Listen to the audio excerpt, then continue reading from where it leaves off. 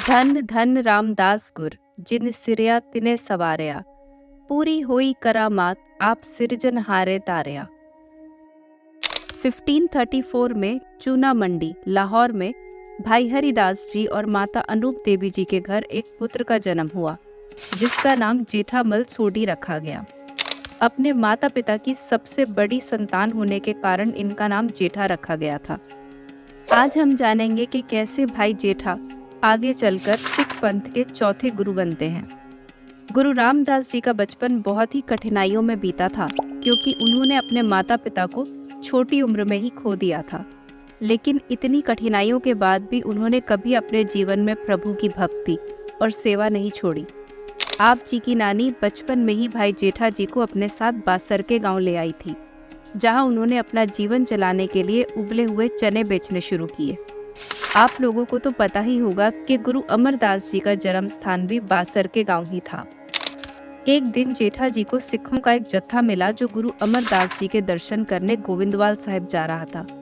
बालक जेठा जी ने उनके साथ जाने का निर्णय किया और गोविंदवाल की यात्रा की। गुरु अमरदास जी के दर्शन करने के बाद सभी यात्री वापस लौट गए, पर भाई जेठा जी ने गुरु अमरदास जी का शिष्य बनना चाहा और वे गोविंदवाल में ही निवास करने लगे।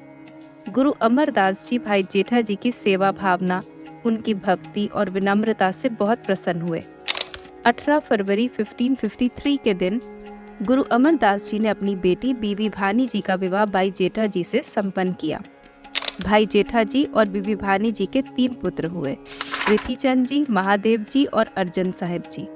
इस विवाह के बाद भाई जेठा जी और बीबी भानी जी गोविंदवाल में ही रहने लगे, जहां उन्होंने गुरु अमरदास जी और संगतों की सेवा के लिए अपने आप को पूर्ण समर्पित कर दिया।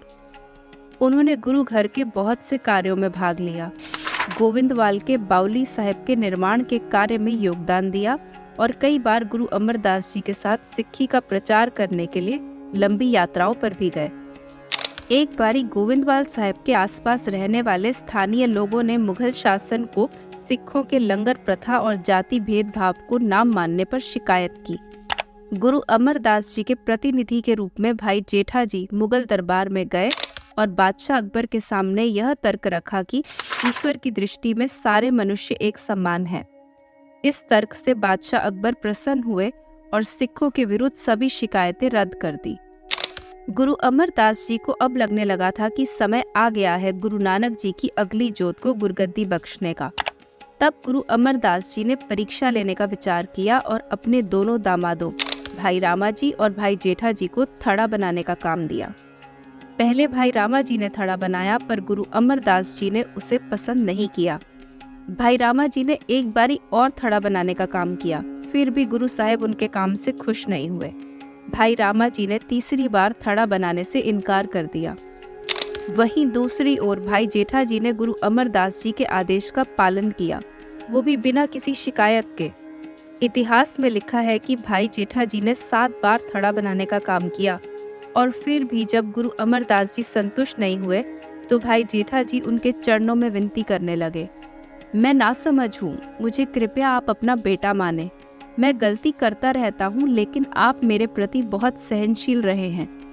यह पुकार सुनकर गुरु अमरदास जी ने उन्हें अपने गले से लगा लिया और कहने लगे कि आप थड़ा बना चुके हैं, मुझे मिट्टी का थड़ा नहीं चाहिए था, मुझे तो आपके हृदय का थड़ा चाहिए था और अब मैं इसी थड़े पर बैठूंगा। भाई जेठा जी के धैर्य, भक्ति, विनम्रता और सेवा भाव से प्रभावित होकर गुरु अमरदास जी ने उन्हें चौथे नानक के रूप में चुन लिया था और नाम दिया गुरु रामदास जी। 1 सितंबर 1574 के दिन गुरु अमरदास जी ने गुरु रामदास जी को सिख पंथ की गुरगद्दी सौंपी और उन्हें चौथे गुरु नानक के रूप में स्थापित कर दिया। गुरु अमरदास जी की इंस्ट्रक्शंस को फॉलो करते हुए गुरु रामदास जी ने रामदासपुर की नींव रखी। आज के टाइम में रामदासपुर के शहर को अमृतसर के नाम से जाना जाता है। इस उद्देश्य के लिए उन्होंने तुंग, गिवाली और गुमताला गांव के जमींदारों से जमीन खरीदकर सरोवर की खुदाई शुरू करवाई। भाई सालो जी और बाबा बुढ़ा जी को इन कार्यों की देखरेख का काम सौंपा गया। रामदासपुर जल्द ही फूला फला और लाहौर के बाद पंजाब में व्यापार का एक इम्पोर्टेंट सेंटर बना। इस नई जगह पर गुरु रामदास जी ने स्वयं अलग अलग प्रोफेशन से ट्रेडर्स और आर्टिसंस को इनवाइट किया। इसके अलावा गुरु रामदास जी ने मंजी सिस्टम की जगह मसंद सिस्टम को इंट्रोड्यूस किया और इस स्टेप ने सिख धर्म को मजबूत करने में अहम भूमिका निभाई।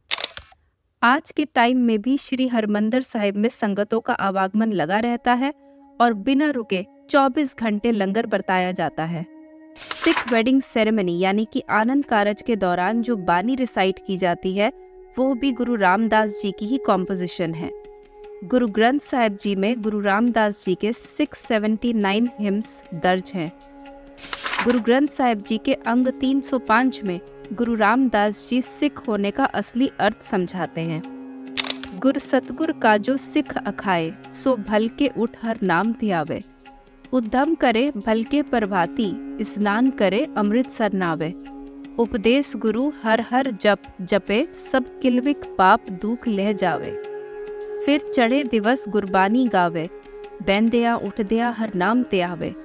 जो सास गिरास त्याए मेरा हर हर, सो गुर से गुरु मन पावे। जिसनु दयाल होवे मेरा स्वामी, तिस गुर से गुरु उपदेश सुनावे। जन नानक तूड़ मंगे तिस गुर सिख की, जो आप जपे अवरा नाम जपावे। गुरु रामदास जी कितने विनम्र स्वभाव के थे, इसका पता इस बात से चलता है कि एक बारी जब बाबा श्रीचंद जी, जो गुरु नानक देव जी के बड़े सुपुत्र थे, गुरु रामदास जी से मिलने आए। जब बाबा श्रीचंद जी ने गुरु साहिब से पूछा कि इतनी लंबी दाढ़ी क्यों रखी है, तब गुरु रामदास जी ने उत्तर दिया कि ये लंबी दाढ़ी आप जैसे महापुरुषों के चरण झाड़ने के लिए है। और उन्होंने अपनी दाढ़ी से बाबा श्रीचंद जी के पैर पोंछे।